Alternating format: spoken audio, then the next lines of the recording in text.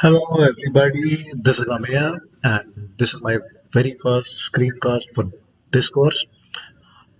In case you hear any ambient sound which sounds like an anime series, that would be my neighbor, but I just hope that sound does not really carry over into this screencast.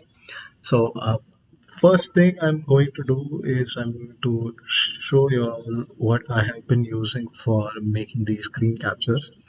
So my laptop comes with this feature called Lenovo NerveSense, and it's primarily a gaming laptop, so it comes with screencasting features.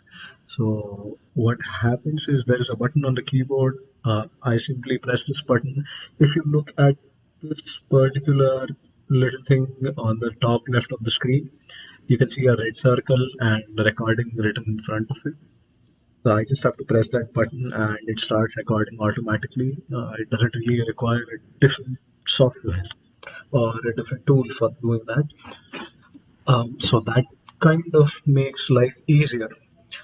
I recently discovered something about a Windows 10 PC, which I think should be there on any Windows PC if you have purchased within the last 5 or 6 years. So and it's similar to what we had in one of the videos in the links for the content for this module. What I'm basically going to talk about is this ease of access feature in the control panel. Uh, let's just go there. Mm, So here is an option, ease of access. It's meant for, as you can see, adjusting computer settings for different kinds of ease of access. So what you can do here is you can configure your computer's audio to recognize your voice. What usually happens is you click on this particular button here.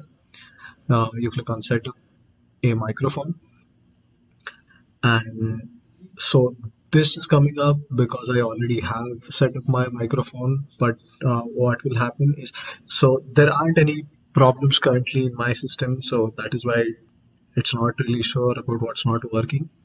But you'll get a different kind of a menu, a different kind of set of options in case you're setting it up for the first time. Uh, so what options you will get, I have shared the link in my write-up, which you can use, which you can follow to probably set up your own systems if you use Windows. Uh, but after you're done setting up, you'll also get this particular button here, Start Speech Recognition. If you click on it, this small window will appear right on top. This is starting speech recognition. So by default, I have set it to off because what will happen if it is set to on, it will just start listening to what I'm saying and trying to figure out if it is uh, if I'm trying to give it commands or if I'm dictating it. So it's either of the two. The computer tries to recognize your voice, and if it finds any standard commands, it will just start executing them. For example, I'll just turn it on for a bit. Start,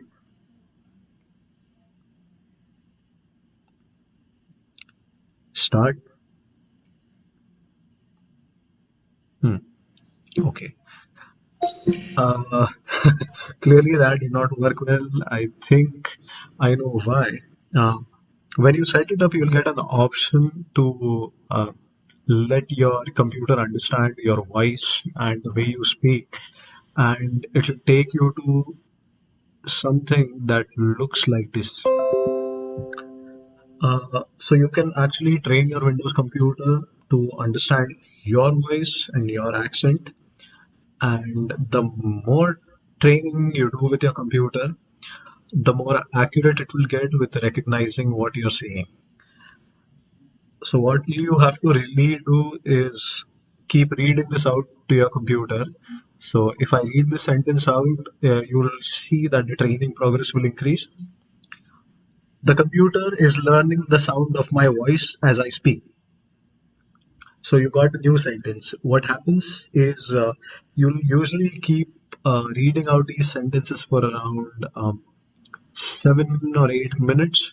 I'll just cancel this. Yeah. So you will read this and the sentences. I think there are 2 or 3 standard sets of sentences, and the more the computer listens to you saying those sentences, the more accurate it gets with its voice recognition. Um, so I have currently trained this just a couple of times. What I will try to do is I already have a small portion of something I wrote in one of my term papers earlier, and I'll just try dictating it to the computer and see how it works. So I'm pretty sure it's not going to be 100%, but let's give it a try.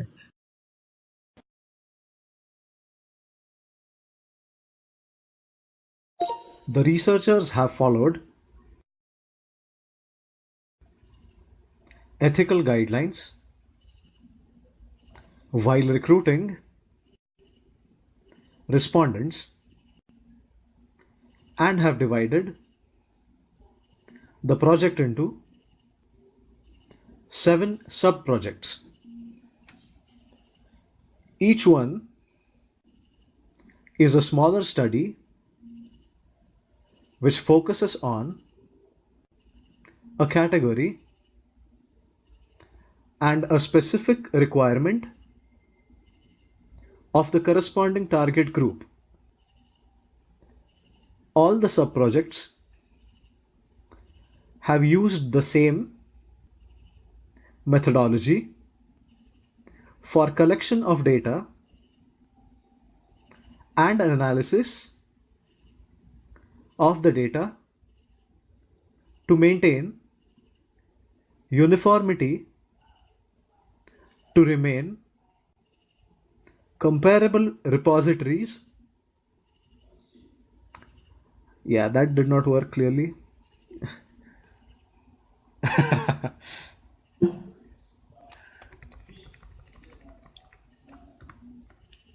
Repositories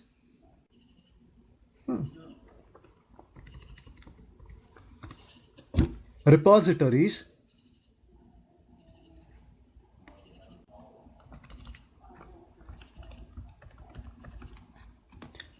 of information.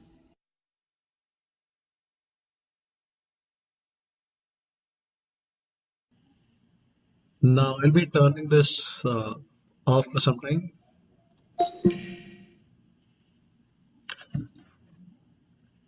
Yes, so that is happening because there is something of an echo in the way I'm recording.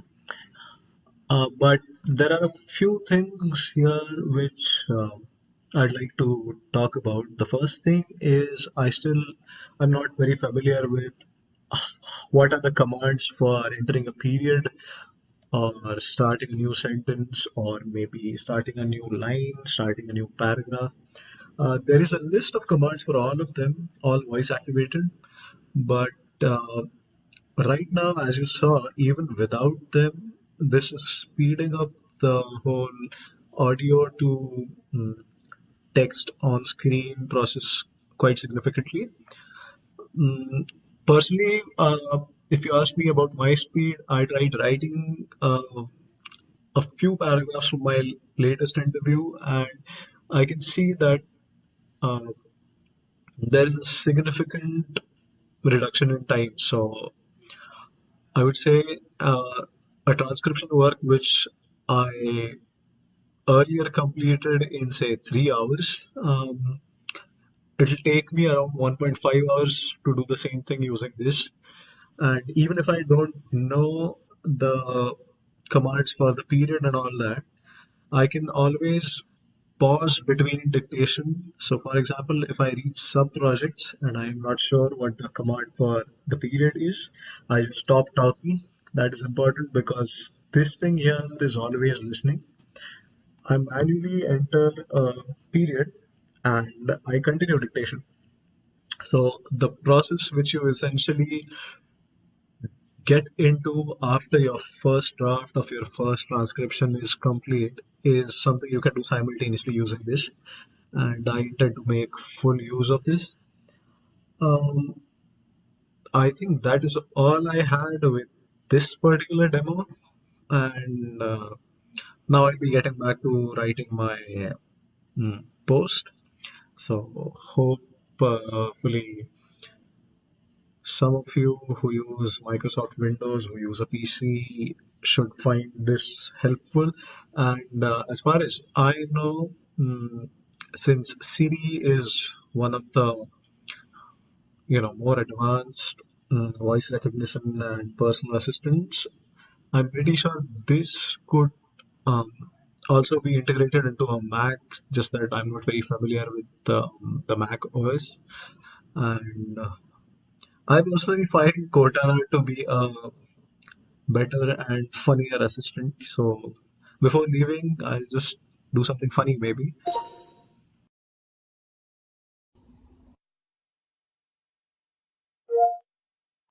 What do you think of Siri?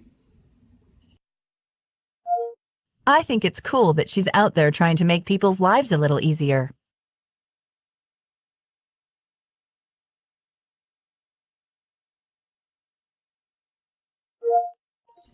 Do you like Siri? Sure, she's my virtual peer, and I don't have many of those. Do you think Siri is better? I think we're both pretty clever.